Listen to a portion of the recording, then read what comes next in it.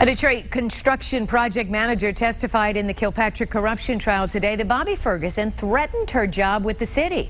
7 Action News investigator Heather Catala was inside the courtroom today, and she joins us now live from our newsroom. And Heather, it sounds like this woman was pretty upset in court today. Yes, LaJuan Wilkes says that when she questioned whether some of Bobby Ferguson's employees were double billing the city for 2 different construction jobs, that Ferguson showed up in her supervisor's office. Wilkes said the two ended up in a shouting match, and she felt that her job was threatened.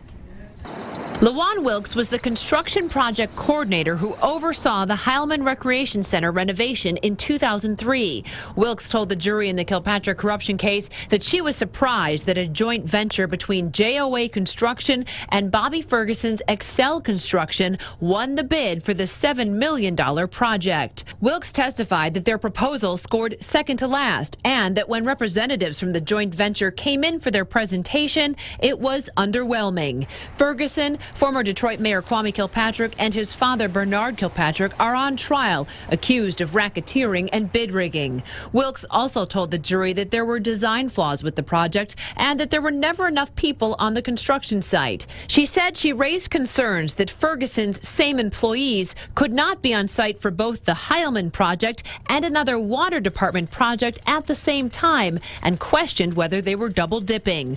Wilkes says after that, she ended up in her boss's office.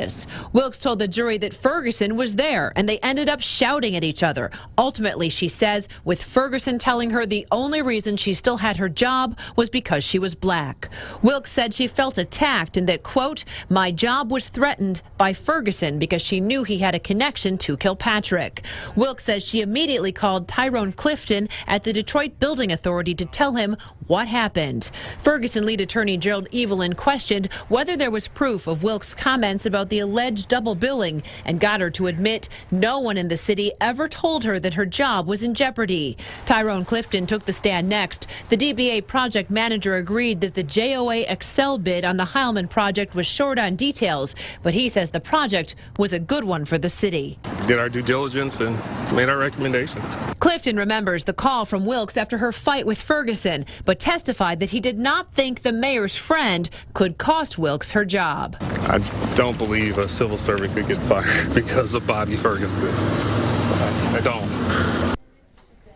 The head of the Detroit Building Authority at the time was Ayanna Benson, a second cousin of Kwame Kilpatrick. The former mayor appointed her, and the DBA board was made up of some of Kilpatrick's closest allies, including Christine Beatty and Derek Miller.